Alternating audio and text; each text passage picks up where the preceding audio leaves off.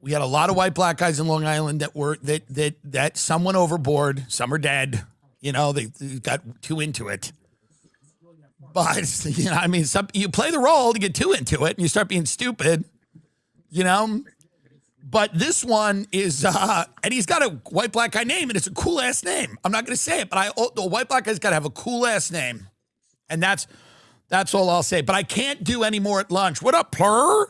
I'm finna get that ketchup. I can't do it. It's awkward. It's disrespectful to the contribution that black people have made in our country. It really is. It's like wrong on every level. I don't know why it's not called out. Whatever. I'm moving on from it, but whatever. I don't know why that's okay. It's like crazy. If I decided to be a Dominican woman for a year, people would say that's like not good, right? I don't know. I'm just saying. But the good job on the snow strippers. She's a Russian woman. She's attractive. Not really to me biologically. I don't care. But she's an attractive lady, and she's up there singing for the trans furry goth Mexicans, and a few serial killers who want to scoop them up, put them in the trunk, and myself, and the white black guy who's not my best friend. And then in the beginning of it, they couldn't get the. I don't know. They couldn't get the tech right, so they had to keep leaving the stage and apologizing. And all the trans furry Mexican goths were deflated by this, and they're sad anyway. I think so. I mean, they have a lot of emotional things. No one's happy ever, by the way, in our country. I was talking to Louis C.K. about that. No one's happy in America. I don't know why, but no one looks at like they're all at a concert, but they're all kind of have that glazed look. They're all raised in a phone and whatever, but. So they only get happy when this Russian woman gets on the stage, and then immediately there's like a problem and they apologize and they go, we're so sorry that we had to do this to you. And then the trans furry Mexican goth kids get sad. Show some respect. And then some of them came over to me and they were like, yo, can I get a picture? And I was like, of course you can. Little chupacabras. And then, so these chupacabras are sad. And these little trans chupacabras then go nuts when that Russian chick comes right on again. And they all start going nuts. And it was lovely. It was a lovely event. And it was nice to go. Nice to go. It was enjoyable because, you know, we're maybe on the verge of war with Iran. And we don't know. And I don't want to be negative about that. Somebody sent me a clip where these guys were discussing me, and they were like, we're fans of him, but he's always tells people that there's no hope. And I go, I'm not saying there's no hope. He's telling people they can't have a good life. I said, I've never said that. I've never said that. If you look at the news right now and you're overwhelmed with a sense of hope, I don't know what to tell you. I mean, like, honestly, if you read the news right now and hope is the first word that comes into your mind, You'll need a top-notch station to win this one. That's all I would say. I'm not trying to spread negativity here. The show is literally me reacting to what's going on in the world. And if you think what's going on in the world, like, I get it. We're run by a cabal of satanic pedophiles. There's tremendous wealth inequality. We have a technocracy that's built autonomous drone armies, but you can still have a good life. I get it. I'm not telling you can't have a good life. Go have a good life. What I'm saying is, when you look at the trends happening, you have to sit with that for a minute and go, oh yeah, this might shape up to be bad. It might work out well. Get ready. It might all work out well. The 7 people that all have all the money and have all the autonomous robotic drone armies, they might be benevolent rulers in our kingdom. So I'm not saying you can't go get a sticky bun or take a jog with the dog on Sunday morning. I'm saying the news is you get a little deflated if you read the news. And they're like, why is Tim Dillon mad? He has a nice car. Da da da da da. Hey man, I'm lucky I have a silly car that I wanted since I was a little kid that I could drive. Tank, But I don't know that validates the larger trends that's what of happens. what's happening. Oh my gosh, you got And the country's not doing great. Jesus. I know that in some areas it feels like it's doing great, but it's not doing great. Like we're in $40 trillion worth of debt. That's number one, a big problem. We're on the verge of potentially a major war with Iran. That's not good. The average age of a homeowner is 39 years old. People are less likely to go out and hook up and get married and have children. So society looks a lot differently than it did when I grew up, and I'm responding to all of that. It's not to depress anyone or tell anyone you can't have a good life. I have a good life, as people bring up when you criticize anything. They go, you have a Rolls Royce, shut up. Why would you point something out that's glaringly obvious to literally anyone? There's a contingent of people that want you to say, things are great. Things are great. That Sean Hannity crew, Ben Shapiro's in there, but it's a big Murdoch kind of Fox News crew. And then also there's people on the left that are more the mainstream Democrats, and also their instinct is always to go, things are good if, people just were to listen to women. Like we'd be better. That's our only real issue. Things would be good if we had a trans Spider-Man. The real issue is the lack of representation on the shows that nobody watches anyway. If minorities got more work in the shows that no one watched anyway, no one would need health care. Everything would be fine. That's an impulse. I get it. It's an impulse to have, to just tell everyone to shut up. Things are good. Well, Tim Dillon's not going to work in, and these were nice guys. I mean, they weren't like, they disagreed with me on things. They were like, one of them goes, Tim Dillon's not, well, he's not going to do another movie because he trashed that director. Number one, how many movies was I in before that? Was I a movie star and I just didn't know it? Number two, did you see that movie? What was I supposed to say? What was I supposed to say? It was a cinematic achievement? And that director's a great director, and he's directed lots of other projects that have been classic. He's a legendary comedy director, and he'll direct a lot more shit that's great that I won't be in. And whatever, side note, I did look at a condo on, and I'll say his name, Todd Phillips, whatever. People know who it is. And I looked at a condo in this building in LA called the Sierra Towers, and the realtor said, it was a really nice condo. It was a little while ago. And the realtor said, Todd Phillips, the big director, he owns 2 units on this floor. And he goes, maybe you'll bump into him in the elevator, like, because you're a comedian. That would be pretty cool. And I was like, oh. And I just took my realtor. I go, let's go. Let's go now. But listen, I get fired all the time. I was fired by the Kingdom of Saudi Arabia. You understand that? I was the only comedian fired by the Kingdom of Saudi Arabia. I'll be fired again, and I never blame anyone for my firing. It's usually my fault. It's almost always my fault. Ladies and gentlemen, I cannot stop talking about dose. I'm skeptical of massive health corporations that tell you to sit back, do nothing, and trust the system. That mindset makes you weak and dependent, and dependence is exactly how those big corporations make their money. But when the health system fails you, it's on you to get ahead of it. That's why I don't buy into harsh traditional medical therapies. I self-manage my health as you should, especially when it comes to your body's core systems like cholesterol.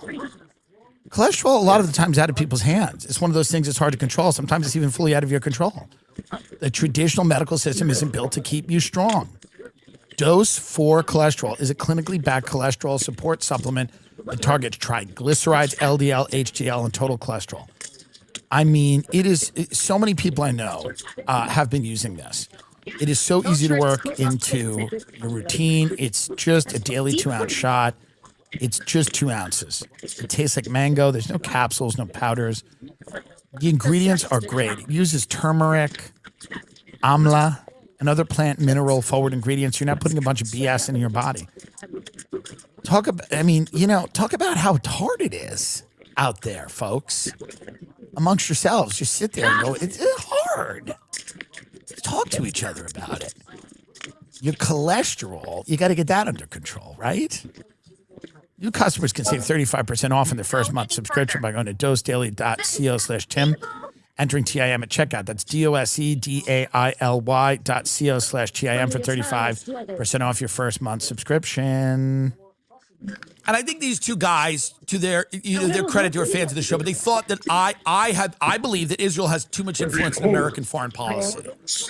This is something that I believe. It's a crazy, wacky belief that I've attained over the last couple of years. I believe that Israel has too much. I don't believe that the Jews are a shadowy cabal keeping people from things. I believe the country of Israel has too much influence with American foreign policy. And when the leader of Israel visits Washington 7 times to try to get us into a war with Iran, it is not in our interest, really. I mean, it's just not. No one's afraid of Iran. I've grown up my whole life. All you've ever heard of it was Iran. Like Iran's this behemoth that's going to come kill everyone while you're out at the mall. Iran's just going to start firing nuclear missiles, intercontinental ballistic missiles. You're going to, this is what these boomers fantasize that one day you're going to wake up, you're going to open your door and it's just, chaos. People are driving their cars into each other. It's the scene from a disaster movie, right? And you go, what's happening? And your neighbor's going to go, Bob, it's Iran. And you're going to go, I knew it. I knew it. I got your back. One day you just open your door and the world is falling apart. There are explosions and people are running full speed, grabbing their kids, going, we got to get out of here. And you go, what's going on? And your wife's like, I bet it's Iran. And so that's what they're selling. That's the sales pitch, is that our country, which is separated by water, and we have a massive military and a nuclear arsenal, and any attack on America, remember, would sign the death warrant of the Iranian regime. So they would have to be suicidal and crazy to attack America, but supposedly they are. And they've been planning this big attack on America where then we would destroy their civilization in a matter of minutes. But supposedly they're trying to do, that's their MO. And they want to do that. And I don't believe that's the case. I think it's a war that primarily would benefit Israel because Iran is the biggest regional threat. Israel, whatever. So there's people that disagree with that analysis. And you're allowed to disagree with that analysis. I would say you're wrong. I would say that I'm right. Trump barely talked about Iran. Iran was not an issue. Was Obama? It wasn't a big issue. I mean, I know he made that deal and people fault him for that deal and whatever. And is their nuclear, program really peaceful? Is it really peaceful? Or are they, I don't know. I'm sure Iran would like a nuke. I'm sure a lot of countries would like nukes. But supposedly Iran's 5 minutes away from a nuclear weapon. And it's not enough to attack the missile sites, which we did. We have to go in and engage in a regime change war, which would be like a real war. I will do all of the hard Obviously, we would win with the United States, but it would be like a big war, and people would die, and oil prices would spike, and the global economy would suffer, and Iran is going to get weaponry from China and Russia, and they already have, and that's intensified over the last few weeks. And, we're going to spend a lot of money to replace the Iranian regime with what? I mean, it's a country of 90 million people. And supposedly we're going to put somebody in there who they all love. Business that can change in a heartbeat. I don't know who it is. I don't know what the plan is. The plan is to send the Shah's son, this guy who's been living in Bethesda, Maryland, and having brunch with the CIA every week for the last 30 years. We're going to stuff him in there, and he's going to show up there, and everything's going to work. Well, I hope it does, by the way. So these guys are criticizing me for kind of whatever losing the plot, and that's okay. I don't think I've lost the plot, but it's completely understandable for people to say they think that I'm wrong about something. And that's okay. I don't think I'm wrong about it, but it might be fun. Here's the other thing maybe the Iran war is actually a fucking blast. Maybe it's a blast. And I'm not ruling that out. Like, it's fun as fuck, and we're all into it more than the Olympics. And I'm going to play something I did for the Olympics. And it's nice and funny, and it's a nice little commercial I did for J. Crew. And it's not a commercial, it's a short film. And the guy who directed it was lovely. I have nothing bad to say about any of it. But I will say this about the Olympics in general. I think the Iran war will be more fun than the Olympics if we have it. I don't like the Olympics. I used to love it as a kid. I don't know what it is. People keep trying to make it a thing. It's an embarrassment. I hate it. If you talk about the Olympics, I automatically assume something is wrong with you. I have no time to hear about the Olympics. I cannot imagine the mental state someone has to be in to go home and watch the Olympics. It is a huge predictor of whether me and you are going to be friends if you choose to reference something that happened at the Olympics. I'm telling you, I don't care about any of it. I don't care that you thought the opening ceremony was satanic. I don't care that you got really invested in the bobsledding. I don't want to hear anything. I don't care that the skier broke her leg and now her career's over. None of this matters anymore. It's like Hollywood's dying. We're not going to care about the Olympics. Folks, when I grew up, Olympians were stars. They had backstories you cared about. Then it got really sad, and I've talked about it on the show before, where they're like, he lived in a car for a year. His mother shot herself in the face, and now he's going for gold. And you're like, well, this is a little dark. Because people's lives have gotten so dark that the backstory used to be his father got him up every morning, and they went down to the frozen lake. And his father was like, you're going to be a figure skater because you're gay. And that was nice. That was a nice thing. And he's like, you can suck all the cock that you want when you win gold or something like that. And that was fine. That was fine. But then it became like really dark where it was like his mother bought lottery tickets every day. And she would sit there smoking cigs and scratching her scratch-offs. And he looked at her and he said, the only way I'm going to get us out of here is if I do the pole vault or whatever. It's just weird. And now it's like nothing. Can you get up anything about this skier who lost her career? Or am I even remembering this right? Didn't a woman have an injury and now she can't ski anymore? And who cares? No offense. Who's this for? Lindsey Vonn, a 41-year-old five-time Olympian. It's enough for Eddie then. Suffered a complex severe left tibia fracture after a high-speed crash during the February 8th Olympic downhill in Milan Cortina. Following a horror crash, she underwent multiple surgeries for her leg in pieces, with recent updates indicating that she's recovering and back on U.S. soil. Now, listen, let's watch this because, again, obviously, it's sad that she got hurt, but I just don't care about this. Yeah, well, she messed up. Hold on, show that again. That's not what you're supposed to do in that sport. She crashed just seconds into her downhill run. Here's the thing. She goes airborne and then goes in a weird turn. Play that again. That's not what you're supposed to do. I don't even ski and I know that. Play this again. This is not right. Seconds into her she loses control. It's over. 3. Here's the thing, folks. That doesn't make me feel anything. And it doesn't make you feel anything. And stop lying. All right, get her out of here. I don't want to see this again. But it's not real anymore. If Hollywood celebrities aren't real, we're certainly not going to care. I hope her leg is better. But this is nothing. The Olympics aren't a thing. And they haven't been for years. And no one's what generic what conversation starts with like, did you see the Olympic? The people that are watching the Olympics, it's like these little cute influencers in New York that are all getting paid, and they're all like, and they send them all to the Olympics, and they're all trying to distract you from all the stuff that's going on, which as they should be. But like, They're all like, whoa, I cannot believe I'm here at the Olympics. It's such an honor. Let me tell you right now, these people invite the J. Crew people who I did this short film for.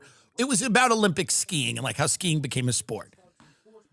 And it was lovely. And the kids on set were very nice. We got in a fight with one of them. One of them, I called him Young Sheldon. He said, big back. I get it. The whole fat thing. He called me Tim Cheese.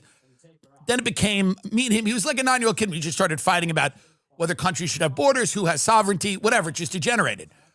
But, and they should. Whatever. It doesn't matter. The point is, it was a lovely experience. We'll play in a minute. But they invited me. They go, you could actually come to the Olympics. And I go, yeah, but why? They go, but you'd be at the Olympics. It would be cool. It's like you'd be at the Olympics in Milan. I go, yeah, but I just don't. If I was at the Olympics, I'm telling you, I would just walk around and go, why are we still doing this? Can you get up Jake Paul and JD Vance talking at the Olympics? Look at Vance, look at his wife, and look at Jake Paul. I mean, that was the Olympics. This is the Olympics. Get that photo up. I mean, this is the Olympics. I mean, it's like, I like Jake Paul. I don't hate JD Vance. I think they're making a big mess of it up there. But I'm going to fly 10 hours for this because I would have been in that row. I'm in that row. It's Jake Paul, JD Vance, and then me, and I'm eating a pastry. I'm in that row. That's the row I'm in, most likely. Or I'm like, even more shamefully, I'm like behind them. You know what I mean? I'm like somewhere, like seated like behind them, but that's the crew. Who do you think they're putting me with? Where do you think I'm going? Where do you think I'm going to go? You think I'm going with the young hot influencers? I'm going right next to Vance, the wife, and Paul. And I'm sitting there eating a tiramisu, disinterested, watching this bitch break her leg. Can you? I turn to JD Vance and go, ooh. And then I would have made him laugh. I would have went, kind of Pam Bondi, huh? It's the way Pam Bondi's handling everything. And he would have went, well, the thing about Pam. But, that's where I'd be. I'd be in that row, getting destroyed. So I didn't go to the Olympics. Let's play a little bit of this. J. Crew, short film. I play a ski instructor talking to the children. What are you even learning here? I mean, what the hell kind of school even is this? Gravitas is honor and dignity. Honor and dignity are truth. Truth is God. God is the mountain. Okay? Are you getting that through your little heads? That was the kid I fought with. Some of your heads aren't that little. Some of you have abnormally large heads. Go back to that kid for a minute. Where was he? And some of your heads aren't that little. Some of you have abnormally large heads. Unnatural. And it's something you'll have to deal with. But not today. That little. Where? Mountain. Where is he? Okay? There, him. Truth is God. Try to freeze on him. He started a chant, Tim Cheese, which is like some type Honor of rat and in a video dignity. game or something. Honor and dignity are truth. He started this. It's hard to Truth is freeze on him. See if God. you can. God. It's quick. Gravitas He is honor started and dignity. a Honor chant and dignity where are all the other truth. children started Truth bullying is me. God. God is the And mountain. then I responded by Okay? calling him young to him. So he starts this chant. No, literally. He starts a chant, Tim Cheese, Tim Cheese. And then he goes, big back. He goes, and he's blowing his, he's going. And then I go, okay, shut up, young Sheldon. And then I burned him. I like cooked him. And then the kids responded to that and he was genuinely deflated. But then he came back at me with more chance. And they were being very vicious. And then they were 6-7ing and stuff. They're sick, the young people. And they're nihilists. But, all right, let's watch the rest of it. Sorry, didn't mean to interrupt. Are you getting that through your little heads? And some of your heads aren't that little. Some of you have abnormally large heads. Unnatural. And it's something you'll have to deal with. But not today. So, Have you ever heard of US Ski and Snowboard? Yes. Those are the elite of the elite. Those are our Eagles. But it didn't start out that way. It started out a long time ago when people were just trying to figure out how to get down that mountain.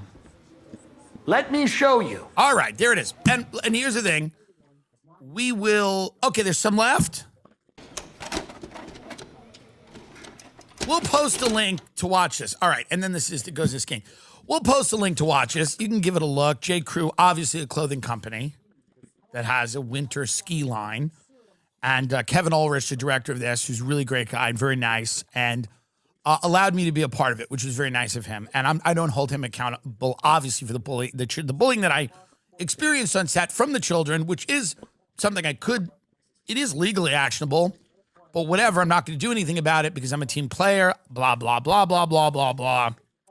Armra colostrum is something that everybody should be using. I'm telling you, when I talk to people about Armra colostrum, they are so ebullient about it. From seed oils to stress, toxins to pollutants, the modern world is screwing with our health at the cellular level, leading to sluggishness, bloating, accelerated aging, and more. But here's the thing. You don't have to settle for feeling like garbage 24/7. We've worked out a special offer for my audience. Receive 30% off your first subscription. Go to armra.com/Tim. Armra colostrum is nature's original health hack. Colostrum is packed with over 400 bioactive nutrients that fortify gut health, strengthen immune health, promote healthy metabolism, and fuel fitness performance to revitalize your health from inside out. Function like a human again with Armra. I'm telling you right now. Ease occasional bloating and feel lighter. Probiotics are touted as a gut health solution, but they only address one part of the 4-part gut wall. Armra colostrum naturally fortifies your entire gut wall, nourishing your microbiome and strengthening the gut wall architecture to helping you guard against everyday threats. Helps with a healthy metabolism, hair health, skin health. Armra colostrum. ARMRA.com/Tim. That's ARMRA.com/Tim. You don't need to overhaul your life to start investing. Just automate it with Stash. Your New Year money goals can quietly run in the background while you focus on everything else. Have you dabbed in investing here and there but haven't been happy with how things have been going? Stash helps turn good intentions into consistent progress. Investing shouldn't feel like a gamble. With Stash's smart portfolio, your money is guided by experts, giving you peace of mind while it grows. Stash isn't just another investing app. It's a registered investment advisor that combines automated investing with expert personalized guidance so you don't have to worry about gambling or figuring it out on your own. Don't let your money sit around. Go put it to work with Stash. Go to getstash.com/TIM to see how you can receive $25 towards your first stock purchase and to view important disclosures. I mean, so Stash is basically, it's so easy.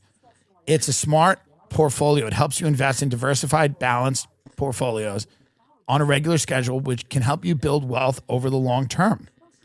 You don't have to micromanage it. Join over 1 million active Stash subscribers and finally let your money work hard as you do. Don't let your money sit around. Put it to work with Stash. That's get.stash.com/TIM. That's get.stash.com/TIM. Paid non-client endorsement. Not a guarantee, not representative of all clients. Smart portfolios are discretionary managed accounts and subject to additional fees. See the advisory arrangement and deposit account agreement for details. Investment advisory services offered by Stash Investments, LLC, and SEC. Registered investment advisor. Investing involves risk. I wanted to talk about this hazing incident here because, again, I think we're overreacting to it. I just don't care. If college kids want to kill each other, folks, it's really the least of our problems. I wasn't in a frat. I dropped out of community college. I was in the real fraternity, which was the Brotherhood of Subprime Mortgage Salesmen on Long Island. And we didn't need to haze each other. We understood that we stood against a common enemy, which was the FBI. And that creates a bond as well. You know what creates a bond more than like putting ketchup on each other shirtless? Crime. Doing crime. I'm kidding. We weren't even doing crime. It was literally illegal. And most people were happy in those homes for a few years. And that's all you get in life. Well, what are we doing? So play this video because there's a bunch of shirtless, pretty hot, young college guys in a basement. And this is some hazing ritual where, you're trying to get into a frat and they they put a bunch of mayonnaise on you or ketchup or something, and everyone's like horrified by this. And listen, whatever. It's childish, it's silly, it's whatever. I don't know. I feel like, and everyone makes the point where they're like, listen, these guys are going to be the future leaders of America. Hey, maybe not. They're like, they're going to be the future leaders of America. Yeah, maybe not. The future leaders of America are going to be maybe robots. So this looks like something I've paid $50,000 to come home to, by the way. It wouldn't cost 50, but maybe 10. So now this is a bunch of young college guys in a basement. They're all being hazed. And I guess it's people are squirting stuff. All right, let's see the video, a little bit of it. We're not going to watch the whole thing. Anyone want to be forthcoming on what's going on? Hey, this stops here, guys. This is a police department. This stops here. The cop should have fucked all of them. Who's in charge? The cop should have fucked every single one of them. How hot would it have been How about we if stop? the cops went start in? cleaning this up. Everyone If the take cops their went in blindfolds off. and said, now let's do it for real, and shut the door and fucked all of them and cracked all of them open. Let me tell you right now, you want to talk about camaraderie? You want to talk about a night that bonds you forever? By the way, you know how people used to bond? When they had terrible lives. This is how me and all my friends used to bond, by the way. You'd be smoking a cigarette, you go, I have nothing. And someone would go, yeah, me too. And you just start laughing. That's the way people used to bond. You would be smoking a blunt and you'd go, I really don't have any money. I have nothing going on. And quite frankly, nothing excites me and I don't care about anything. And someone will go, we have a quiz today. And you just start laughing. You go, dude, I am so fucked for that. That was bonding for the lower middle class. But I get it. This is Greek life. These are the frats. You do all this stuff and you're supposed to like, ooh, we're shirtless and we're getting ketchup on us. And supposedly this is supposed to make bond us. No. Not enough for me. Imagine this story. How did you guys become such good friends? Well, we were in the same frat. We were being hazed in the basement, and we would just stand there in some gym shorts, and they would just throw ketchup and mayonnaise at us and stuff, and make Russian dressing on our chest, and they would yell at us. They would get in our face, and then the cops came, and the cops closed the door and fucked all of us, like hardcore raw punishing sex, like no lube, no poppers, no prep, no eating yogurt the night before, just messy, dirty prison gang sex. And some of us cried, some of us liked it, some of us were frankly in the middle, and that's why we're such good friends. Then somebody will go, that's a crazy story. Did you see the Olympics? You see that girl broke her leg on the Olympics? She can't ski anymore. This girl we've never heard of can't ski now. But that would have done it for me. I mean, I think it's a little overreactive. Like people are like, I can't believe what they're. But do you know what I've been through in my life? You know how much harder it is than that? You know how much more difficult it is to go through what I've been through than to stand for a night or two or a week, whatever, in a basement and get ketchup thrown at you? Do you understand? Do you understand what it's like to be at Thanksgiving and you have to defend your friendship with RFK Jr.? You want to talk about hazing? I think he's nice. I think him and his wife are nice. You know, I don't know. I don't think it's such a big deal, the hazing, but maybe it's because I'm cis hat. Well, I'm not hat. I'm cis gay. What do you call me? What do I call me? I'm not hat. Cis. cis gay,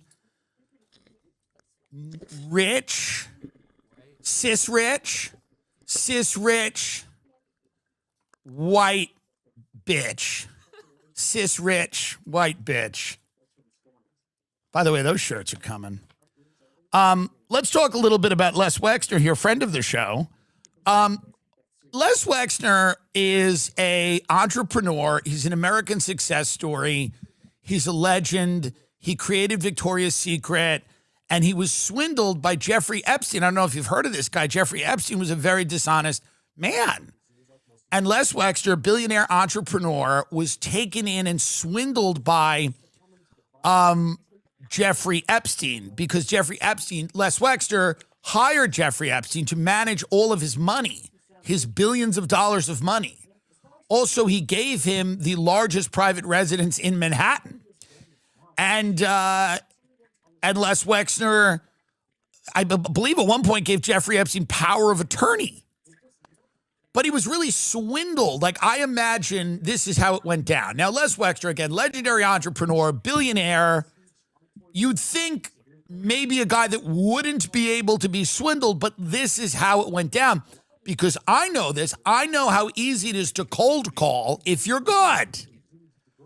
So Jeffrey Epstein probably, Les Wexner tells U.S. lawmakers he was naive and conned.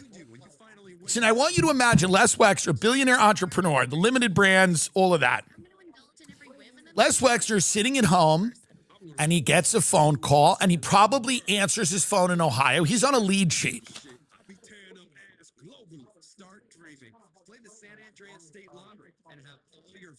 When you sit down to cold call, there's lead sheets. Okay? So Jeffrey Epstein's really nervous. He gets the lead sheet. He goes, ooh, Les Wexner, this is the big whale. Let's call him. Brrr. Hello? Hello. Now here's the thing. People are going to say to me, oh, you're doing a Jewish voice for this, and it's anti-Semitic. But here's reality. Epstein had this weird, creepy, childlike voice. I'm not trying to do anything here. I have to go through the bit without you telling me that it's whatever. Hello? Hello, it's Jeff Epstein. Is this Les Wexner? Yes. Well, Les, I just wanted to give you a call. Are you happy with the people that are managing your money? Well, yes, I am. Thank you very much. I think I'll be going. Well, hold on. Hold on. Are you getting the returns you think you should get?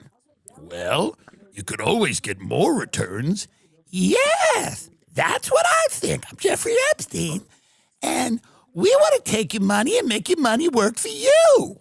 We want to make your money work for you. You work for your money. Now, why doesn't your money work for you? That's a good point. What would I have to do? You give me all your money. Give me all your money. Give me a house. Let me have power of attorney and buy me a house in Manhattan. Well, that sounds reasonable. I'm a billionaire, but you seem like a nice gentleman. Now I'm doing a black voice for Les Wexner. I don't know what happens. I don't mean to. It's just hard. It's like I'm drifting into like a black voice. Here's what I'm trying to say. Imagine the insanity of believing that Jeffrey Epstein has somehow conned this billionaire entrepreneur into giving him all of his money. Does anyone believe that? Does anyone believe that Les Wexner, who has an army of lawyers and accountants, except the one that they shot, you can Google that. That is true. Get up, Les Wexner accountant shot me. It's true. And I'm sure it was an accident. I'm sure it was an accident. Don't kill me. There was someone put a bullet in Arthur Shapiro's head. He was the lawyer of Victoria's Secret billionaire Les Wexner. Now, I imagine that this is a coincidence. It happened many years ago, and people get shot in the head, and I'm sure this was a coincidence, and it was a mafia-style slaying. It's never been solved, and I'm sure they tried hard. And I think he was about to testify. Go see if we can get a little bit more info on this, because I believe that this guy, right, here we go. Arthur Shapiro was in trouble. The shy, secretive lawyer, a partner in the Columbus, Ohio law firm of Schwartz, Shapiro, Kelman, Warren, was under investigation by the IRS for failing to file income tax returns for 7 years and for possible investments in shady tax shelters. In March 1985, Shapiro was due to testify before a grand jury over his dodging and whether anyone had helped him hide the money. What he might reveal, no one knew, but he and his firm and several high-profile clients had a long history in Columbus. But Arthur Shapiro never made it to the stand. A day before his scheduled testimony, somebody fired 2 bullets point blank into his head as he fled from a secretive breakfast meeting held in his red BMW at a Columbus cemetery. The Mobsaw murder has never been solved. Shapiro reportedly personally oversaw the account for The Limited, the clothing company owned by billionaire Les Wexner, whose empire also included popular brands like Lane Bryant, which is the clothing store for female fatty bumbatis, where when I sometimes dress up like a Barry Weiss or a Meghan McCain or whatever, any of our ladies, I will head into Lane Bryant and still would like to, by the way, shout out to Les and the whole fam, Express, and of course Victoria's Secret. Neither Wexner or his communications team, they've declined to comment, blah, blah, blah. So anyway, so Les Wexner, who's surrounded by an army of lawyers and accountants, minus this guy who took one to the face, one to the head. And who knows why? Life's random and weird. So this guy takes one to the head. It is. Can you predict life? You cannot. That's life. You think that's what he thought when he got banged in the head? That's life. You're riding high in April, shot down in May. But sometimes you're going to change your tune when you get shot in your face in June. Anyway, so Les Wexner is conned by Jeffrey. Jeffrey Epstein calls him up, or I guess gets to him some way and goes, by the way, give me everything and I'll handle it. And then now Les Wexner's going, now this guy's a crook. And he preyed on people. I think that's so wrong to prey on people. So our heart goes out to Les Wexner, by the way, who is a victim, Les Wexner, friend of the show, victim of Jeffrey Epstein, another victim. I think we're going to find out that all of these billionaires are victims of Jeffrey Epstein. Oh my I think that's the turn we're about to make here. There's a lot of victims of Jeffrey, not only these women, but I think a lot of these billionaires and children, by the way, I think a lot of these billionaires were conned by Jeffrey Epstein into visiting this island or giving him a power of attorney. He's conned a lot of these people. You got to give it to somebody like Jeffrey Epstein. He's just a smooth talk. There's no other reason that those two would be in business. What other reason could you think about that Les Wexner and a Jeffrey Epstein might find each other's company enjoyable? What other reason would one think? It's not that they were engaged in illicit activities like money laundering or sex trafficking or, weapons trafficking or narco trafficking. It's none of that is true. Let's just rule that out. Let's rule that out immediately and imagine that it's just Jeffrey Epstein's got a great pitch. He cold called him. He called him cold. Would you like your money to work for you? Well, yes, I would. Yes, I would. Now play the lawyer going, I will fucking kill you if you say one more thing. Now, by the way, Yashar Ali, who I think occasionally listens to the show, is kind of an interesting, I don't know, he's a reporter of some kind. He makes these kind of interesting points. Some of them are weird, and I don't know if any, like some of them are good, and some of them are like, nobody says why he's saying it. But whatever, that's the way I'm sure people feel about me. So Yashar Ali was basically like, well, yeah, this is just something lawyers say, which is probably true. Like I've had a lot of traffic problems. My friend was never a human trafficker, but I drove with a suspended license, and my lawyer would be like, just say the minimum. Just say the minimum. So now here's Les Wexner talking about, I believe, Jeffrey Epstein working for the Rothschild family and Bill Gates or Google, the heads of Google. Right. So we're going to play this for you. Here's victim, Leslie Wexner, victim, also a good friend of the show, but victim in Jeffrey Epstein's tangled web of lies. Here's Les Wexner, full victim in Jeffrey Epstein's tangled web of lies. And I feel for Les Wexner because he's now dealing with the fact that his friend wasn't who he thought. That's the real...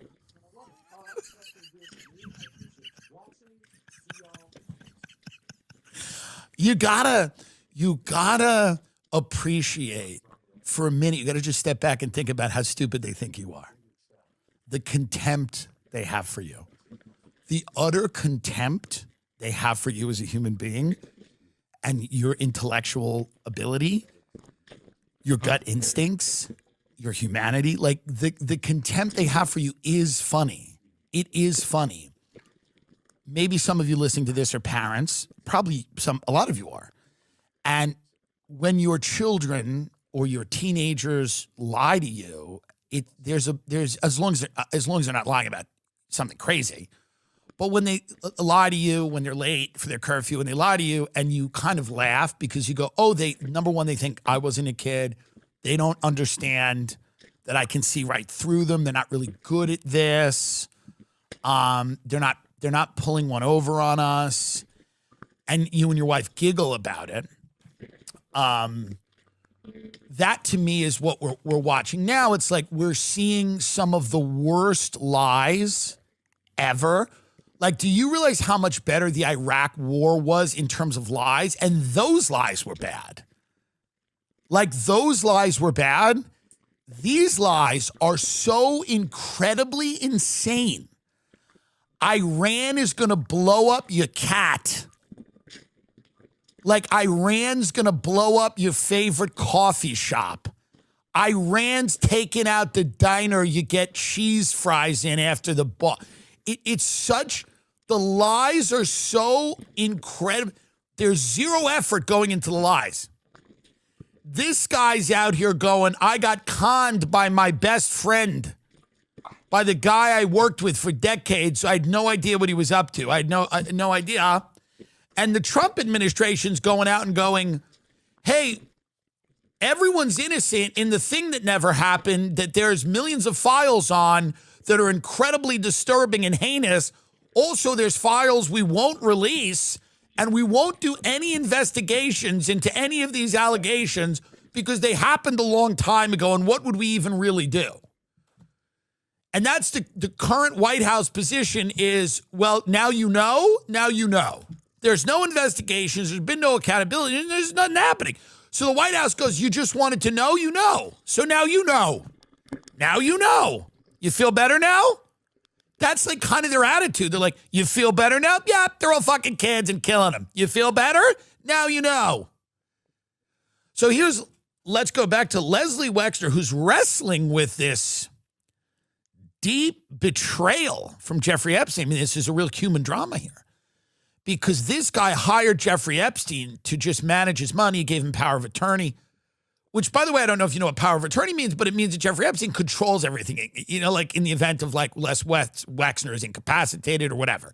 Jeffrey Epstein, if he has a stroke, whatever happens, Epstein controls like all of it.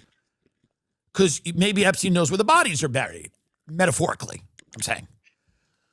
So Les Wexner has this incredibly close business relationship with this man, and I imagine a personal relationship as well. And this guy, Jeffrey Epstein, turns out to be a money laundering human trafficker. And Les Wexner is completely caught off guard, and he's blown away by this. He's blown away by this, and it's shocking. And Epstein has intelligence connections to the CIA and to the Mossad and probably other intelligence agencies. And so he's like living in this weird world. He's like a spook. He's a money launderer. He's connected to all these different powerful people. And he's running an operation that's a multifaceted operation that involves trafficking children, that involves, making large sums of money disappear, that involves back channeling with world leaders at the behest of current and former government employees, other world leaders, prime ministers, presidents, Ghislaine Maxwell's invited onto a 9/11 commission. All the files around 9/11 are blacked out. Like, they haven't released any of the files that are anywhere near 9/11 that involve Jeffrey Epstein. Any of these Epstein files, they literally say that there's certain files they don't want out because national security sources and methods. And the scam there is basically saying, well, if we put out these files, other countries will know how we get information, who our sources were, and the methods we used. And so we can't have that because then we'd be now. Number one, mind you, we rely much less now on human intelligence. We rely a lot on satellite intelligence and tech and everything like that. That's why Thiel and Palmer Luckey and all these guys are getting huge contracts with the government. It's because the future of warfare and intelligence gathering, like the future of all things, is very tech centric. So the idea of like the spy sitting in Morocco having coffee, that's still a thing. There's still human intelligence, but it's a very interesting sell to go, so these sources and methods that we used 20, 30 years ago, a lot of them were, so when we compiled these files, we don't want to let them out because then people would know how we, and it's a big lie. Sources and methods is a lie. You can release stuff without sources and methods. It's a lie. It's, again, it's just saying we don't want to put it out because you're going to start talking about what the hell, what was 9/11? Because no one even knows what it was, by the way. No one knows what it was. There's a belief that Osama bin Laden, Khalid Sheikh Mohammed, Al-Qaeda, which was, is kind of, it was a group that ran weapons to a lot of, other, dissident groups and stuff like that. And that they had hatched this plot and they had hatched it at a meeting in Kuala Lumpur, which was, by the way, heavily surveilled by a lot of intelligence services. And we should have known about this plot at some point. And then, Khalid al-Mindar and al-Hazmi and all these hijackers that were allowed into America and they were being surveilled. But the FBI never told the CIA about that because there was a wall between the FBI and the CIA, which did exist, but, it does seem like an important piece of information.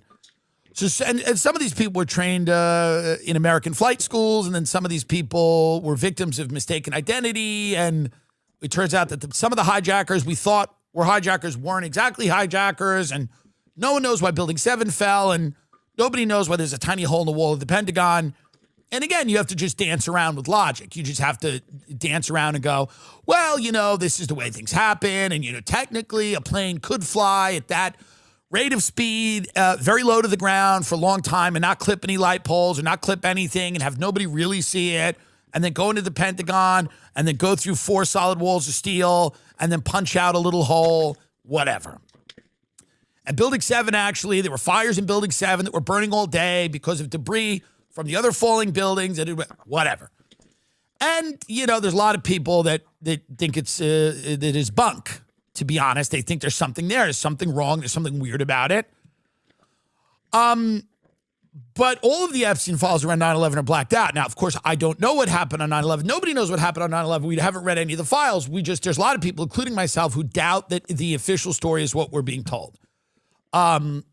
And people tried to find more out about this. There was a Senator Graham, Phil Graham, Florida. I believe his name is Phil Graham. Yeah.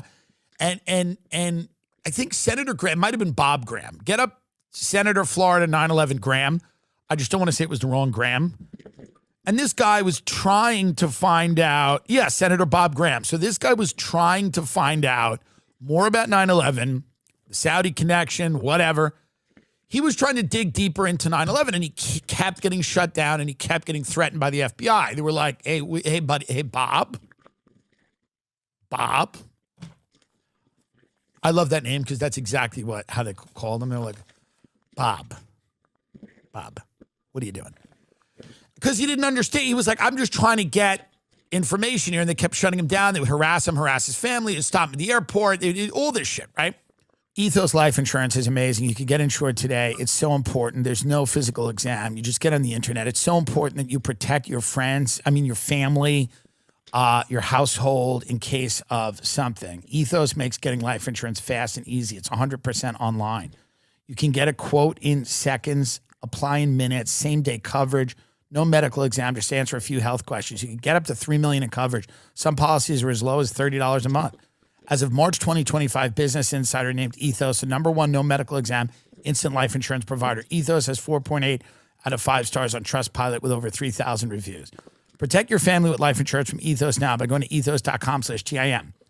In as little as 10 minutes, you can get your free quote up to $3 million in coverage at ethos.com/TIM. That's ethos.com/TIM, ethos.com/TIM. Application time and rates may vary. I'm telling you right now, this is something you want to do, and I know people ignore it, but especially you have a family, you're starting a family, you want to make sure that you're covered, you have a partner, wife, whatever.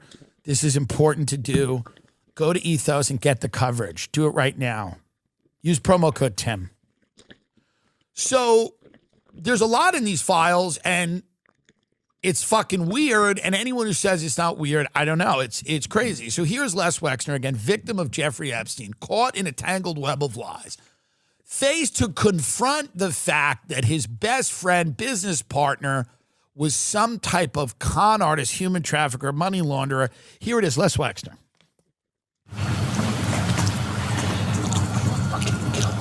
Answer the question. 5 words, okay?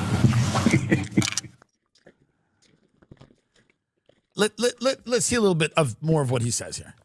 Give you a long answer, but to understand in context. Because if I just say yes or no, you won't understand it. Right. And I really want this whole group to understand it. And I never would have guessed I was being conned. Right. Never, ever. Right. The deceit was so subtle. Yes. It's sad. It's sad. This is I'm sure we sad. all appreciate the stories. We're just trying to answer the Right. questions they Don't actually tell want too to many answer. stories. That's very helpful. Thank you. Stop with the stories.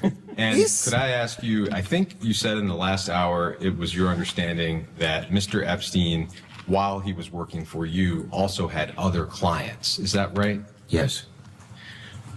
So would that mean that his work for you, you understood it to be part-time? Right. Think. Don't say he's full-time. Don't say he's I full-time. wouldn't describe it that way. Right. Don't describe it as part-time. I knew it wasn't full-time. I thought Right. it wasn't full-time. That's right. Because Good. he had other clients. That's right. It's not full-time you. Real substance. That's right. As Substance. a listener, it sounds like We all got substantial conned. demands that We- you're describing. we all got you conned. were, and of course are, one of the wealthiest people in the country, managing all of your personal affairs. What does I would that think mean? would I can't get typically conned? demand- Pause that. Just because I'm one of the wealthiest people in the country, I can't have my friend let me down in a major way? My friend let me down in a major way. Like, wait, just because I'm rich, I'm not allowed to have my friend let me down in a major way? I'm not allowed to be sad that my accountant got shot in the face randomly? I'm not allowed to be sad that my accountant got shot in the head? I'm not allowed to be sad that my best friend turned out to be a human trafficker and it was stealing money just because I'm rich? That, folks, is classism, and it's wrong. Rich people bleed. Rich people hurt. Truly, it's not right. I'm going to put my foot down here. I actually am. The abuse of this billionaire in front of us, making him have this realization in front of everyone that he's been so taken advantage of by his best friend, Jeffrey Epstein. This guy is so befuddled and hurt. He doesn't even know whether Epstein worked for him full time. He doesn't think it was full time. He wouldn't characterize it as that. But that's how hurt this man is. Because emotions are odd things. You know, I saw my parents get divorced, and of course it's different because they shared a child. And I don't think these men shared a child. They might have shared several. Here's the thing. That's comedy, folks. But, you know, what I'm saying here, and it's horrible, obviously, jail, killing, death, guillotine, whatever, you know, when we find this stuff out, but not for him because he strikes me as innocent. I could be a poor judge of character, but just his face here, he's so, number one, I like how forthcoming he is going, I want you to understand the answers, but by lawyers telling me not to answer the questions. So I have to answer them in like 5 words or less, or yes or no, because this is a legal thing. I want to tell you stories and kind of like get into the nitty gritty here, but my lawyer has advised me to just answer yes or no, and then really we're going to leave here and really think about what we're doing. But I desperately want to tell you more about this betrayal. Let's hear a little bit more here about this betrayal. And with, sounds like that was an issue with the guy before Epstein. How was he able to do that job, but also do work for other clients at the same time? Well, like Peg does the work now. I think you could supervise the work, Right. overview it, Right. which isn't the work that I do. Right. And say you could do really thorough work if you were doing it 3 or 4 days a month, certainly a week or a day, a day a month, just focusing on these things because there are accountants and tax lawyers and other people. And then once in setting up, as an example, I didn't have the idea to inventory furniture or valuables. Look at the lawyer. By the way, the lawyer, stop it for a minute. The lawyer is looking at him, and the lawyer is saying, I'm telling you right now, stop talking. The lawyer is like, Les, you can't talk because the more you talk, the more obvious it's going to be that you're incredibly guilty here. So don't talk, because on its face, the idea that this guy was just swindled by Jeffrey Epstein, has no idea what's going on, is completely insane. It's completely insane. And everyone with an IQ above 12 knows this, okay? The dumbest people in the world know this. In fact, dumb people get this stuff actually sometimes better than smart people. It's very interesting. If you talk to someone who went to Yale about this case, and by the way, I'm not saying that like working class people are dumb, because I was going to use the example, like if you go to a diner and talk to a diner waitress, and I'm not saying she's dumb, but like the people that we've decided are smart versus the people that and I'm sure that the people at Yale obviously have, high IQ people, they're whatever, they're really good at test taking, and their whole lives, they've been bred for Yale. But if you went to a diner in Wisconsin and you told a diner waitress this story, she would be more correct than someone who went to Yale. Because someone who went to Yale would be focusing usually on a lot of the wrong things. And somebody who went to Yale would have a very tough time with any of the elements of this that seemed conspiratorial. They'd have a real hard time. They go, I just don't think things work that way. I just don't think it happens that way. I just don't think it works that way. I just think that that's a little convenient. I just think. And a diner waitress in Wisconsin would go, yeah, no, they're in cahoots. She'd go, they're in cahoots. It's obvious they're in cahoots. That's all she'd have to say, and she'd be correct. Because your gut instincts can be destroyed sometimes by a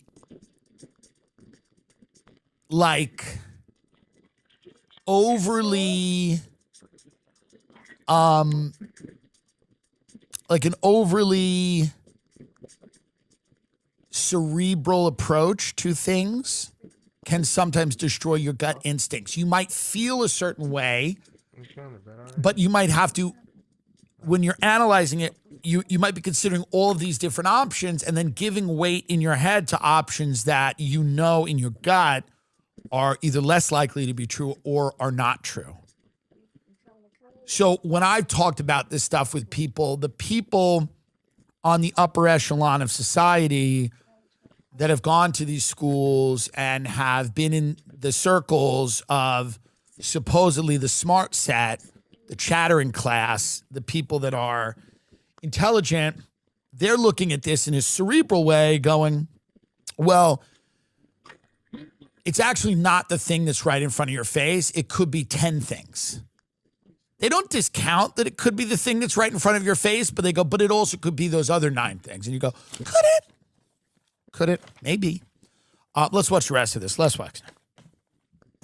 Silverware in your house, and what? And I didn't count forks and spoons. And it's Right. like, Jeff said people could be walking out with forks and spoons. Right, now stop that. Stop that. Here's, I'm working on folks. something interesting, I think, but I need a little time. Anyway, I got a request through the ether, so to speak. Someone's The looking for a CEO crew of to take a Victoria's score, Secret but just said that not anymore. Les Thought maybe Les you'd be Wexner interested. Personally, I wouldn't said touch it with a that 10-foot Jeffrey barge Epstein pole because I don't know any of these people. was telling but him if to you're interested, inventory be my furniture guest. and I can tell forks him and to come see you. spoons because people might be leaving Les Wexner's house with forks and spoons. He just said this. He just said this. He said, you know, Jeffrey was, I want you to play this again, to go back a few seconds. This is something that's truly remarkable. I want you to hear this again. This is the CEO of Victoria's Secret claiming that Epstein, who he hired to manage all of his money, had alerted him to the danger that if you didn't inventory forks and spoons, because Les Wexner said, I don't count forks. By the way, neither do I, Les. We have something in common.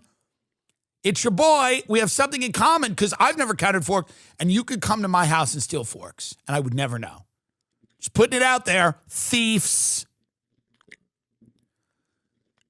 I want you to hear this again because at first glance, it seems insane. But think about it. It makes a lot of sense. A guy like Les Wexner has to protect himself from fork theft. Understand? So that's where Jeffrey Epstein came in. Even his lawyers looking at him like, well, this is an odd example. Even his lawyers like, this is why we got to keep it to 5 less, 5 words or less, because now we're like, you're talking about forks and knives and spoons. Les Wexner on what Jeffrey Epstein did for him. Let's go. How could you have all silverware in your house, and what? And I didn't count forks and spoons. And it's like, Jeff said people could be walking out with forks and spoons. I said, gee, that's a good idea. We ought to have an inventory. But then there was, I hired a lady to be like the house manager who had run the U.S. Embassy in Rome. And she said, yeah, I know how to do this. And I said, Hold on a minute. I have a house manager. This guy just said he hired a house manager who ran the U.S. Embassy in Rome? What is going on in your house? My house manager is from Queens. She screams at me, and we fight about tile. She buys lamps I don't like, and I make her take them back. We have a party every summer in the Hamptons, and we get in fights with local caterers, and we hire a Carvel truck to come. This man, who does have a nicer home than me, for sure, this guy just said he hired a house manager who managed the U.S. Embassy in Rome. I feel that she might be overqualified. But again, we can get rid of him. I do appreciate his I do appreciate him being honest, because I feel that really is what we need more of in this story. We need more of honesty. And when a man like that is swindled, it's very simple. He hired Jeffrey Epstein. Epstein's like, we got to start inventorying the furniture, the knives and forks. People could be stealing your silverware. And Les Wexner's like, well, what a good thought. I'd never thought that. Here's all of my money. Let me give you power of attorney over literally all of my assets, because you came up with this. What a brilliant, I'd never thought that billionaires face that kind of silverware threat, but they do. But do you see why the lawyer's like, we can't even talk, you can't even say anything that's more than 5 words? The lawyer knows how crazy the lies are. Les Wexner's not had the lie in a long time. His lies are crazy. He's like, well, Jeff said, how many spoons do you have? I don't know how many spoons I have. People are walking out with spoons. And these are silver spoons. They're heavy. When you put them on the teacup, you hear the clink. This is real silver. And Jeff came to me and said, what about the forks? Les, what about the forks? And I went, right. And he said, why don't you hire the woman who ran the U.S. Embassy in Rome to manage the silverware? And I said, this is a great idea. For this tip, I'm going to give you all of my money now. And then he purchased Jeffrey Epstein, the largest private residence in Manhattan. And you know why? Because forks are a lot of fucking money. And Jeff saved him money in forks and spoons. Jeff saved him a lot of forks and spoons. Before we leave, it's been a very fun episode, and I'm sorry it's late, but before we leave, we have to get up. My other new best friend, not my new white black guy who I love, but my other new best friend is my Indian friend, Kash Patel. And I love Kash Patel, number one, because of his character, but number two, because of his commitment to justice. Damn you, Dan Bongino and Kash Patel, it's from the great Shadows of Ezra account here. Kash Patel and Dan Bongino have decided to have a they're doing a podcast because Dan Bongino left the FBI and is now doing a podcast again. And Kash Patel is back on his podcast. And here we go. Let's just let it speak for itself. I don't know if you can even set this up. Dan Bongino, Kash Patel, friends of the show, here describing how difficult it is to cover up a pedophile ring. Let's go. Everything's a level 10 decision, Cash. A level 10 meaning there's a pardon the language, but a shitty decision and a shittier one. Because if there was a good decision to be made, someone else made it. And then when those decisions, that's every day. I know you know this because I would knock on your door and you'd be like, what now? And I'd be like, here we go again. Like something else will come up. But I just want to put into perspective for folks out there, when that decision can't even be made by me, it goes to you. When it doesn't go to you, it goes like to the president's desk. He's dealing with like level 11 decisions. And that's the thing in DC, is that's why the batting average isn't always going to be 1,000. There's no good call to be made or someone else would have made it. There's just really tough decisions where, there's a shit call and a shittier call. And listen, that's what we signed up for. That's how it rolls. Look, yeah, these are difficult decisions, Dan. That's why you volunteered to jump back in. It wasn't just going to be, hey, we're going to do this job. It's going to be super easy. We're not going to have to make any hard decisions. And we're not going to have to combat a press corps that has largely been biased and full of inaccurate reporting. But we made those decisions collectively in the best interest of the nation. And if we hadn't, then none of this would be true. None of this would be possible. If President Trump had made the hard decisions to allow us and give us the resources that we need and to back the blue and law enforcement and to prioritize working with state and local authorities, then we wouldn't be able to do what we did. But you're right. We had a lot of hard decisions, and that comes with the territory of the job. But once you look outside of the cauldron of Washington, D.C., and this is one of the things that, I'm trying to remind myself of every day, outside of here, there is a different America than the one that lives in the national capital region. And I try to remind myself every day when making those difficult decisions that you talked about that we make on a daily basis. Stop it for a minute. What the fuck are these people talking about? What in God's name are these two people talking about? Can anyone even venture a guess at this point? They make Les Wexner look like an open book. What are these two ghouls talking about? What in the fuck are they talking about? Resources, decisions. Outside of D.C., there's people that live outside of D.C.? Yeah.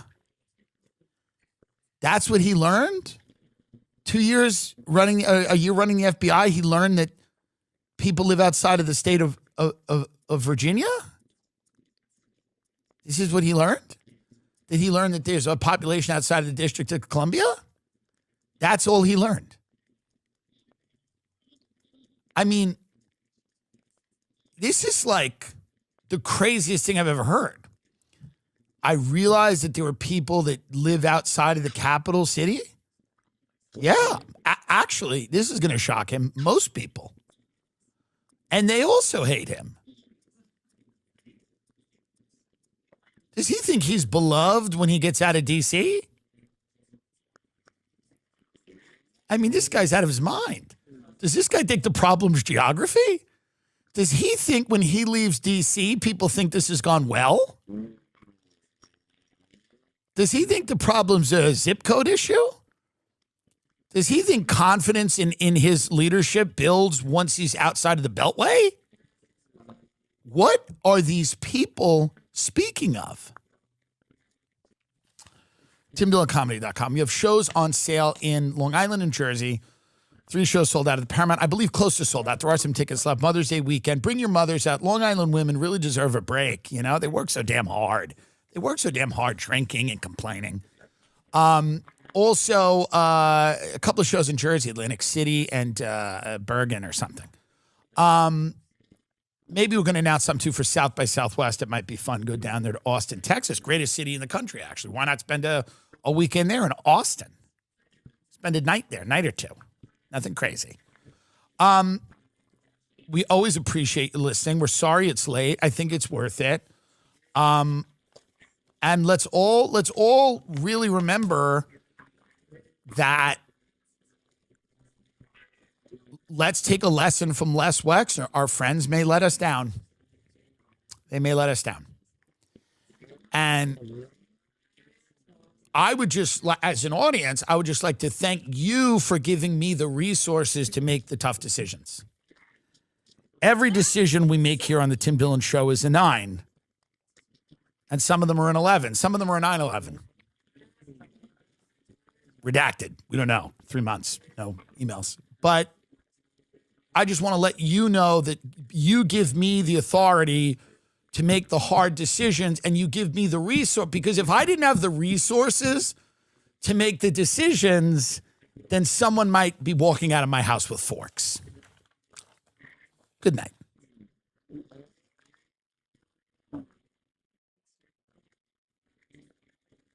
Trapmore Gang, in the Epstein files, there have been some very, very disturbing references to the various methods that Jeffrey Epstein was using to procure kids. Now, there's apparently been some connections made to what appears to be some kind of adoption agency, and these links are very, very disturbing. I'm going to break it all down to you in this video. One of the people whose names has come up frequently, all right, in the Epstein files is Susan Hamblin, okay? Now, just recently, okay, Representative Anna Luna basically revealed that Susan Hamlin was actually the very individual who sent this disturbing email. It said, "Thank you for a fun night. Your littlest girl was a little naughty." Now, she's revealed and basically said, Susan Hamblin sent this email. She took a plea deal and was given victim status under previous Department of Justice. Department of Justice should look into charges. Possible human rights violations were committed by Susan. I say that based on other files with her name on it. These women don't get to hide behind redaction. There were so many victims, none of which did what Susan did. This needs to be reopened. Should we say it needs to be need to reopen them files. Now, Susan, also referred to as Sue in some emails, was actually linked to another email where she apparently gave Epstein permission to kill somebody. So this was also going around. It says, it's looking very likely that Epstein victim Susan Hamblin sent the permission to kill email to Epstein. And it said Epstein responded with whoops, which appeared to be a code word for nefarious acts like R and murder. And this comes after Representative Luna confirmed that Hamblin sent the littlest girl email. It said, I give you permission to kill him. He apparently is with Olga. He lied to you and he lied to me. Replied, whoops. It said, no one will lie to you and get away with it from me. No one, whoops, is correct. That's pretty insane. And you can kind of see that this says Susan Hamblin behind the reaction, which is quite funny. Now, as online investigators have kept digging into her name, they discovered Susan's supposed links with an adoption agency. So this is a post that's going around on Facebook. It says, stop CPS from legally kidnapping children.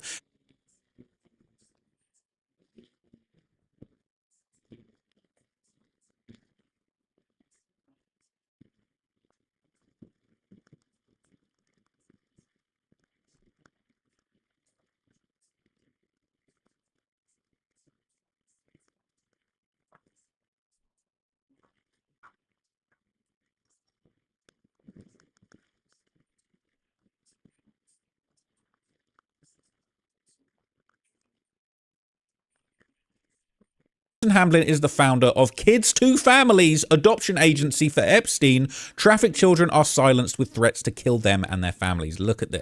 Check this out. Poorly redacted. Check this out. I give you permission to kill him. He is apparently with Olga. He lied to you. He lied to me. And you can kind of make out the name here to be one Susan Hamblin. Here's an enhanced image. You could read right there, Susan Hamblin. So who is Susan Hamblin? Well, she is evidently a financial advisor and founder of the adoption agency Kids to Families. Looks like the agency no longer exists, but I was able to find this archive in the Wayback Machine. At this point, we still don't know who Olga is, but according to reporting, it says that the only time the name has come up in the Epstein case is when his former lawyer, Alan Dershowitz, recounted getting a massage from a woman of the same name at Epstein's place. Now, interestingly, a few years ago, Susan Hamblin sued News Group Newspapers, the publisher of The Sun, who had printed that Susan Hamblin had groomed and procured a 16-year-old woman to be sexually abused by Epstein and told her that Epstein would kill her and her family if she told anyone what Epstein had done. They've since removed those articles and agreed to pay her a substantial compensation. But one Sue Hamblin can be seen in this photo with Jeffrey Epstein describing her to be his alleged assistant, as well as this photo of her leaving Jeffrey Epstein's New York City apartment describing her as a long-term confidant. A lot of stuff going on here, but the lesson is that this is all information that the DOJ wants to hide from us, but thank goodness the internet is still undefeated. So look, I don't want to get sued by Susan Hamblin, so I just want to make it very clear. I don't believe any of this stuff. This is just absolute internet rumors. This is all everybody. It's just a bunch of opinions on the internet. I couldn't confirm or deny the veracity of any of the things that are being covered in this video. However, as it turns out, the founder of that very organization was apparently an elderly woman who happened to share the same name. Okay, they're saying that this is Sue Hamblin. All right, this is Sue Hamblin. They're saying that it was might have been a different woman. Okay, so this is going around r/Epstein. It says she did not run an adoption agency. That's another woman in Washington state that unfortunately shares the same name as this Epstein associate and alleged recruiter. I believe the Washington Sue Hamblin is being erroneously cited in this sub, Instagram and TikTok because she's a financial advisor and is associated with an adoption agency. These are just unfortunate coincidences. The Sue Hamblin with the adoption agency can be connected to an obituary for her husband, which states she was married in, I believe, 1987. This Sue Hamblin probably wasn't even born yet. So just to make it clear, all right, there is another explanation. They're saying that maybe she wasn't the one who had an adoption agency. Obviously, she sued the Sun and got some payments. So people are saying, I just caught up to speed on this. It appears that this Sue has a profile on Archinect, a website for connecting architects. So she apparently had a Pinterest account that was wiped. You can see some of the images by doing an image search and LinkedIn saying she's in the UK or the EU. I believe same pictures seems to have been used for all three accounts. People have probably already seen these, but thought to mention it anyway, just in case somebody hadn't. I just caught up on her too. They want to prosecute her for human rights violations in connection to what she did to a very little girl and in referencing to having someone murdered. So the other day I was able to search Hamblin and see many results of emails from Susan Hamblin, but they aren't there anymore. Seemed like she was an employee or secretary type for Epstein. She was coordinating flights, taking care of guests, and was asked if she had his passport. There was some interior design stuff mentioned, but it was clear that she was not just his interior designer as has been mentioned. Unfortunately, it's no longer showing up. Edit, this email is from Susan Hamblin, and it's a list of what she does for Epstein, and it was previously unredacted. So let's see, has it been redacted into high heavens? This apparently is a list of things that he deals with. Okay, this is no excuse for what I clearly fucked up with the shirts, but just a list of things that I deal with. Dinners, blank. Flights and other transport for blank. Jean-Luc's apartment. Not Jean-Luc Brunel, who also took his own life in prison. That would be interesting. New ACs in apartments, Wi-Fi at your home, helping blank move. Liaising with FedEx and Daphne every day regarding shipping of sculptures. I have email proof, and we are in the process. Carpet for the plane, fabrics for the island. Training blank's sister at apartments. Excuse me? Excuse me? Orders for all apartments and sorting between them, linens and towels, guest apartment welcome letters, guest apartment food when requested, setting up trade accounts with fabric stores, sourcing vendors, etc. to make up outside island cushions, letting blank in and out of the house at all hours to make jerky, sourcing furniture for blank bedroom. Okay, sure. That is a little bit disturbing. Letting blank in the house at all hours of the night to make jerky. Odd. I think Epstein had a weird fixation with beef jerky for a while. He had a chef who was making it for him and dropping it off at his place. If you search jerky in the files, you'll see a lot of coordinating of beef jerky deliveries. Lol. It's seeming like human meat from recent theories. I think that's likely. I also see discussions about actual beef jerky recipes and him always wanting to have beef jerky and Greek yogurt around as a part of a high protein diet he's on. And it seems like beef jerky could actually be the snack. The language about sushi and white tuna and shrimp feels a little weird, but then again, it's also weird to think that they could actually just be talking about snacks. It says, can you figure out who this is? I've never seen it before, but I know Sue Hamlin is sometimes said to have been a Parsons student, and Parsons is mentioned here. I don't know who it is, but I found a similar thread on who I think Nadia Marcinkova is. Can't remember dates, but I'm guessing the same time period. There are more than just the two of them, and he's pitting all of them against each other, really effed up. But Nadia kind of plays him back eventually. Search the word puppies, which is sometimes code for girls, but he also got pet puppies for a couple of these girls, and there are many messages where he's fighting with one of them about the puppies. Very sad and creepy to read all these classic narcissistic abuse tactics. Elvira Hamlin mentioned here could be her mother based on the age. Sue seems very young. Wonder if she was a victim groomed to work for him. Gone. File's gone. Is the file actually gone? They got rid of the file? There is. So this appears to be some more organizational stuff going on. Not really that interesting, to be completely honest with you. Says at the rate they delete the files, are bots needed that post archive linked for all hyperlinks that return a 404.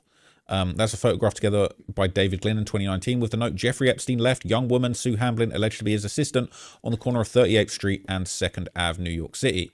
There they are. There he is. Hopping in what looks like a, is that a Bentley? Looks like a Bentley, very, very fancy pants. Okay. This guy's a creep. How does this make sense? He died in August 2019. Wait a minute. Wait a minute. Where's the date? Is there a date? 07/08/19. It must have been posted on 07/08/19. Because when he landed back in the US after being in Paris, I believe he was immediately arrested. But hey, who knows? Who knows? Everything's different, all right? She was declared to be the person redacted under the message, your littlest girl was a little naughty. And there's actually been talk that maybe she was referring to herself as the littlest girl, okay?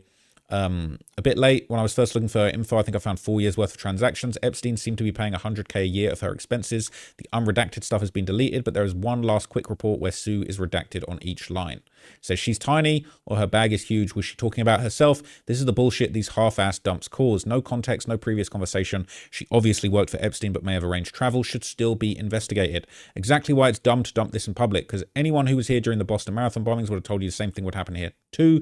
Reddit smooth brains being Reddit smooth brains. Okay, well, look, we're trying to get to the bottom of absolutely everything. We're reading both sides, and we're setting the record straight.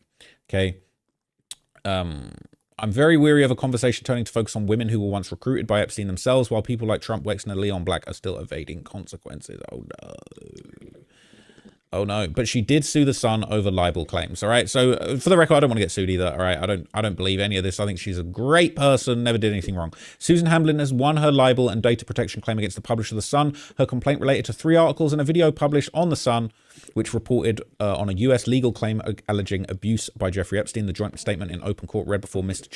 Justice Nicklin in the High Court yesterday made it clear Ms. Hamlin had nothing to do with the events reported in the U.S. legal claim. The allegations made against her were completely untrue. And I've said that in this video once again. All right. So if she's upset by what I said in this video, you know, let's just say I was a little naughty. All right, I was a little naughty. But anyway, okay, the actual Susan Hamlin was, you know, basically, she was directly implicated in a lawsuit for her alleged role in a survivor's assault. Okay, this is just, you know, I'm not saying it's, you know what I'm saying? I'm not saying it's 1,100% exactly what happened, but this is an allegation that was filed. Okay, and let me show you the relevant parts. So it says here, the suit arises out of Jeffrey Epstein's blank assault and R-word of plaintiff. Plaintiff Caroline Kaufman was blank assaulted and R-word by Jeffrey Epstein in approximately December 2010 when she was 17 in New York City. Plaintiff Caroline Kaufman, okay, basically initially met Epstein through his close associate, Susan Hamlin, at a horse show in Lake Placid early 2010. Hamlin approached Kaufman to ask her if she was a model. Hamlin told Kaufman that her boss could help her get into the modeling industry. During these conversations, Kaufman made it clear to Hamlin she was only 16. Following the meeting, Hamlin then pursued Kaufman on behalf of Epstein by calling her repeatedly through 2010. Eventually, in and about December 2010, Kaufman was driven by a family friend from her home to Epstein's Manhattan mansion at the instruction of Hamlin to perform a modeling interview with Hamlin's boss, Epstein. Epstein. Upon entering the Manhattan home, Kaufman was introduced to a number of people. One of the individuals she was introduced within the Epstein mansion was Andrew Albert Christian Edward, aka Prince Andrew, Duke of York. Oh, no. After a short period of time, Kaufman was escorted to a private area and told to completely undress for an older woman who took some photos of Kaufman. Kaufman's under the reasonable belief and understanding this older woman was Ghislaine Maxwell. While Kaufman remained in the private area, Maxwell left the room with the camera, and shortly thereafter, Maxwell came back and advised Kaufman that her boss wanted to meet her. She put a bikini back on and was escorted into a massage room. Epstein was nude on the massage table as she entered the room. After Maxwell left the room, Epstein got up off the table, grabbed Kaufman, threw her against the massage table, and during this encounter, Epstein violated the young woman while saying, I know you love it. Kaufman was screaming for help during this encounter, but no one came to rescue her. Upon finishing, Epstein left the room. She put on her bikini and clothes and started hyperventilating. Then she exited the massage room. Upon exiting the room, Hamblin handed Kaufman $500 cash and said, Epstein is a very powerful man and he knows presidents. If you say anything, he will kill you and your family. After the vicious encounter, she immediately left the mansion. It is disgraceful. Okay, that's being alleged. Can't say it's proven. Can't say it's absolutely. It's fucked. All right, it's fucked. That's what's going around. Okay, now for the record. The UK newspaper The Sun published these accusations, but Hamlin sued the publication for libel and she ultimately won her case. So just to make it clear, all right, these are just allegations. They haven't been proven in a court of law. This is The Sun apologizing to Susan Hamlin over serious libels. I'm going to, you know what I'm saying? Big apologies to Susan Hamlin over the serious libels. There's some serious libels going on and the allegations are pretty dark. But as you can see, clearly that didn't happen. All right, clearly that didn't happen. So Miss Hamblin's complaint referred to 3 articles and a video published. I already told you this, right? She engaged in a pre-action correspondence with The Sun, having reached no satisfactory resolution. She proceeded to sue the publisher in recognition of the falsity of the allegations. The Sun took the articles down and made an offer of amends to Miss Hamlin, a procedure whereby a newspaper admits liability and agrees to pay. Pursuant to that offer of amends and in settlement, both the libel and data